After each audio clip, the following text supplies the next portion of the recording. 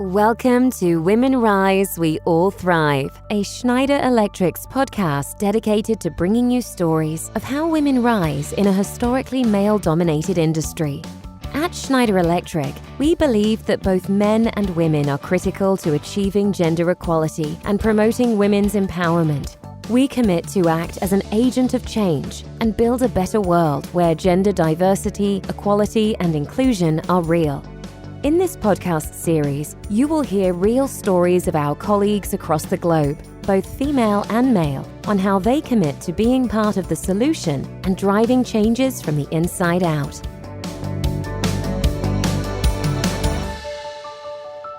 Hello everyone, my name is Yajun, GD for short. I'm currently leading employer branding and university relations for Schneider Electric East Asia and Japan. I've been a very strong advocate for diversity, equity, and inclusions, and being a certified trainer for workforce gender equality. That's why I'm delighted to be your host for our podcast series exploring how women in engineering and women in leadership rise in a male-dominated industry, featuring our own employees as Schneider Electric. In the very first episode today, we will try to provide a helicopter view of gender equality progress in the workplace, focusing on female, and then discuss some of the major challenges that are preventing women from rising in their career. With that, I'm also pleased to introduce our guest speaker today, June Tan, Vice President Talent Management and Learning, International Operations at Schneider Electric. Hi June, thanks for joining us. Can you tell the audience a little bit more about yourself? Hi Gia, thanks for having me. Hello everyone. As introduced by Gia, I'm the Talent and Learning VP for International Operations, which comprises of 5 very diverse zones while being based in Singapore. It has been a rich and interesting journey, and I feel truly blessed to be serving in an organization that not only serves a great purpose, but proactively champions diversity, be it in the area of gender, generations, geographies, or the diverse background that we all bring. Over the past 25 years of my HR career, I have worked across diverse sectors in education, consumer electronics, airlines, media, the high-tech industry, and in HR consulting before joining Schneider. I am by nature very competitive and driven, and growing up, I played all kinds of sports that boys would, including football. And I've always believed that whatever a guy can do, I can do as well. So equality was never a question in my mind. Now, over the past years, much has been said and taught about diversity, and there's been progress made. But what remains a true challenge across many arenas is true inclusion. So real inclusion of diverse talent, whether it is gender, generations, or the diverse backgrounds and geographies from which we come. So to me, that's a fundamental point that's really important for us to move the needle when we talk about diversity. Thanks for the introduction, Jules. And I really like what you're saying that whatever a boy can do, a girl can also do as well, right? And that's the overarching themes of everything that we are doing under gender equality.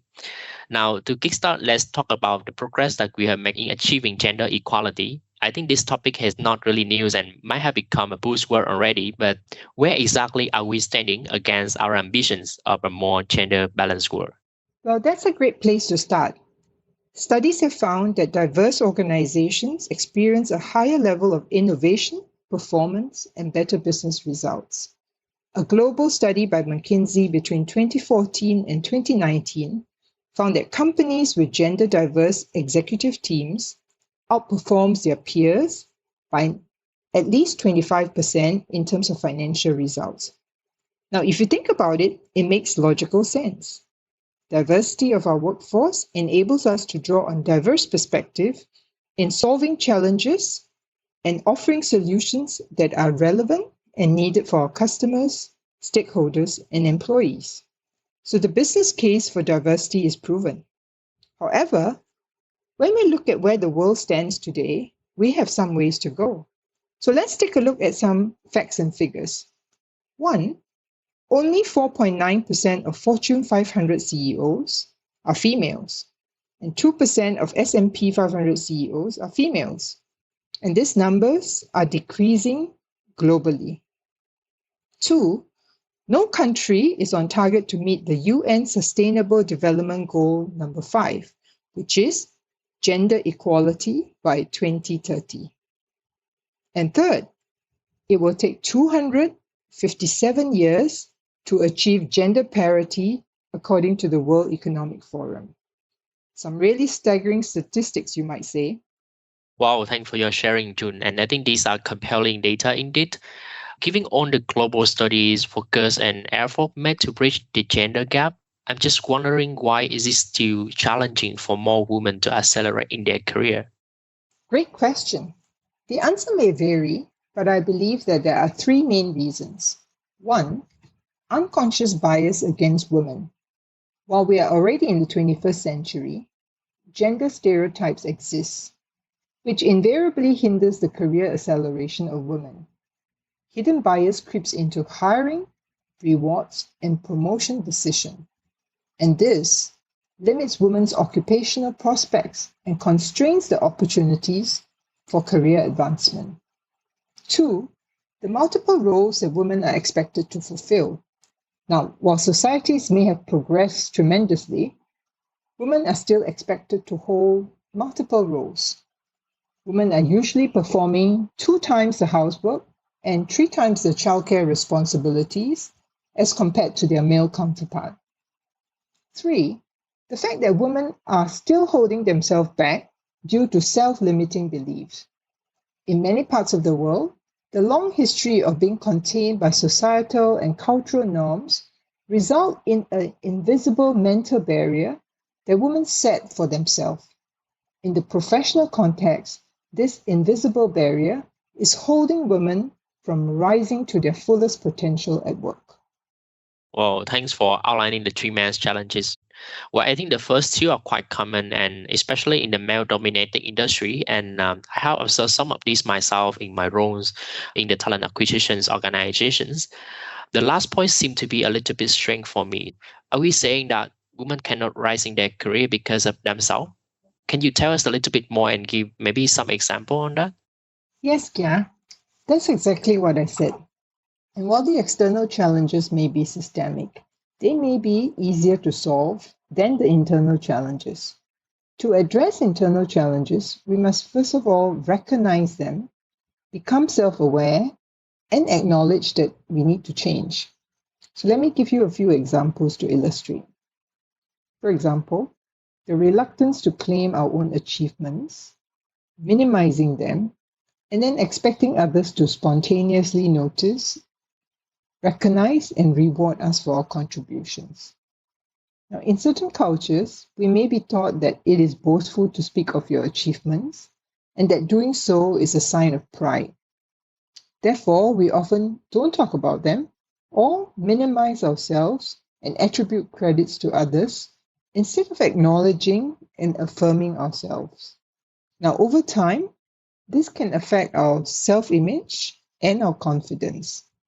We may also attribute responsibility of recognizing our work to our supervisor, hoping that they will notice and acknowledge our contributions. Now, imagine in the COVID environment that we're in today, where remote and virtual work is the norm. If we do not learn to speak about our work, share about our contributions in an open manner, how will our colleagues and our bosses know? Another common habit we often observe is overvaluing expertise and putting your job before your career. In the corporate setting, most senior women leaders often struggle with debunking the notion of the imposter syndrome. What does that mean? It means they got the job not based on merit, but because they are gender diverse. So they work very hard to prove that they've earned the position through their abilities and that it's based on merit. Hence, the intense focus on perfecting their craft. Women often feel they have to be 120% ready for a role before they would even raise their hand or step forward. The truth is, we will never feel 100% ready for any challenge. And if we're really 100% ready, what's the fun? Now that's really insightful. Thanks, June. I know that we have been taking a lot of effort internally as Schneider Electric to tackle the external challenges, such as hidden bias training for managers and leaders, the launch of our global family leave policy, or the adoption of flexibilities at work, enabling both females and male colleagues to better manage their unique work and life. Are there anything that we can also do to tackle the internal challenges that you mentioned? Thanks for the question and the recap of our global effort in diversity and inclusion. And yes, we can most certainly influence the change on both sides of the equation, creating the conducive and supportive environment and helping our employees overcome their internal challenges. As I mentioned, the internal challenges are a bit trickier because they are implicit and unconscious. You may not even realize that they are there, as they often are rooted in beliefs resulting in behaviors and habits that will form over time. However, the good news is habits can be changed by forming new ones. How, you may ask? Well, first, you need to recognize these habits and the beliefs upon which they are formed. You need to acknowledge the need to change, and then make a personal commitment to want to change, and then take concrete actions. Now, this might sound easy, but we all know that change is hard. And we are speaking about changing habits that you form through a lifetime. So, let me give you an example. Notice how you usually fold your arms or cross your legs. Now, try doing it the opposite way, and you'll know what I mean. Well, I totally, and actually by doing your simple exercise, I think it's actually very challenging to change just a very simple habit that we have, right? Let alone the very implicit and unconscious habit that we are talking about. Do women need to struggle on their own in this journey of change? Are there anything that we can provide to help them with? Over the years, Schneider Electric has raised the awareness through different DEI initiatives and often in partnership with our Women in Schneider Electric network, which we call the WISE network. Here, I'd like to share a female mentoring circle initiative, which we started in 2018, based on the bestseller How Women Rise by Sally Hilgerstein and Marshall Goldsmith, two renowned executive coaches. How Women Rise captures the 12 most common habits that hold women back. We started a group mentoring series leveraging the themes discussed in this book. Typically, the groups will get together to discuss 1 to 2 interrelated habits on a monthly basis. And these groups are facilitated by a more experienced mentor. The mentor can be a female or male colleague. Participants are encouraged to share their personal journey, their experience, in a psychologically safe environment within their circle. These authentic conversations help in unpacking the challenges that they face and providing encouragement and support to one another in their change journey. We also encourage them to hold each other accountable through a buddy system, what we call accountability buddy, who will check in on each other throughout the month. So this can be done through a WhatsApp chat group or pinging each other on a Teams channel. We found this to be very effective. Wow, that sounds like a transformative innovation. So tell us more about that, Jun. How has it been progressing so far? When we started this in 2018, we never thought that this would grow into a global program, but it has. As we speak today, every region in Schneider Electric has launched a How Women Rise initiative, all the way from Pacific to Africa to South America, Europe, and China, and in various formats, a testament of our very global approach, meaning we'll adapt the approach to suit the needs and the purpose of our audience. This could be in a mentoring group, as I mentioned earlier. It may be in the form of a workshop of a 1 day duration, a half a day duration, or across a few days. Or it may be a business webinar that we host, and we've also invited Sally to be part of the panel. So I believe that the main reason for this momentum is the relevance of the themes addressed in this very impactful book, the importance in self-awareness and recognizing the habits that hold us back Whether you are female or male, early or in your late career, overcoming internal barriers is key in unleashing our full potential as individuals. So that's how we can rise. We've received so many testimonials from our employees who have overcome habits such as putting our job before your career, laying claim on your achievement, overvaluing expertise and avoiding the perfectionist trap, and overcoming the habit of ruminating. So let me share with you 2 examples of colleagues who have benefited from this mentoring circle. I shall name the first employee, Employee A. She is a subject matter expert in a very specific domain, and her team relied on her heavily. Now, she wanted to progress, but didn't know how to ask for help, and always put the needs of her team before herself. Through this mentoring circle, she realized that she needed to take action and to reach out, to build her network and to leverage that network. And she did so proactively as she stepped out of her comfort zone and began to actively network with senior members of the community. She very soon secured a promotion and moved to the country of her dreams. So she literally got promoted and found a role in another country, something that she would never imagine doing prior to joining the circle. So the circle basically provided her the encouragement as well as the reminder that she needed to take control of her career and to step forward. Now, I strongly encourage our audience today, if you have not come across the book or the material, have a look. It will greatly benefit you. Very impactful example indeed, June. Thanks for your sharing.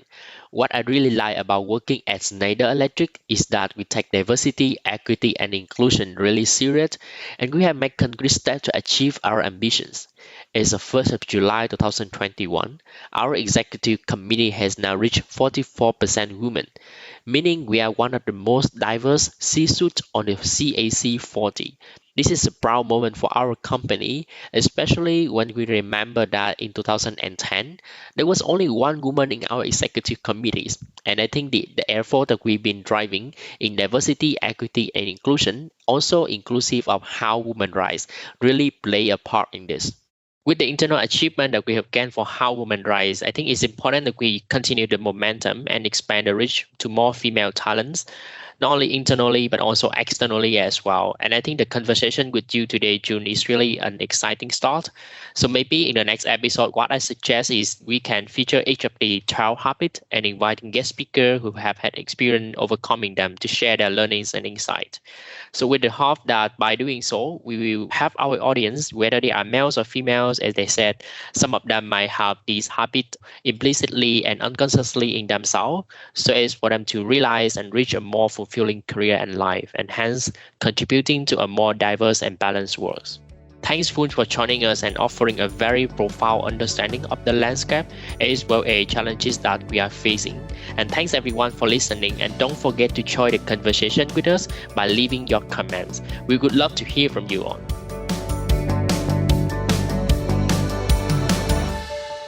The content of this podcast is for informational purposes only, should not be undertaken as financial, economic, legal, business, tax, or investment advice.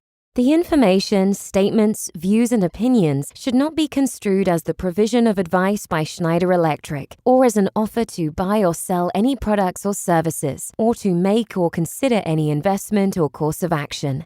Unless stated otherwise, or with quoted source, the facts provided in this podcast are the speaker's own observations and opinions.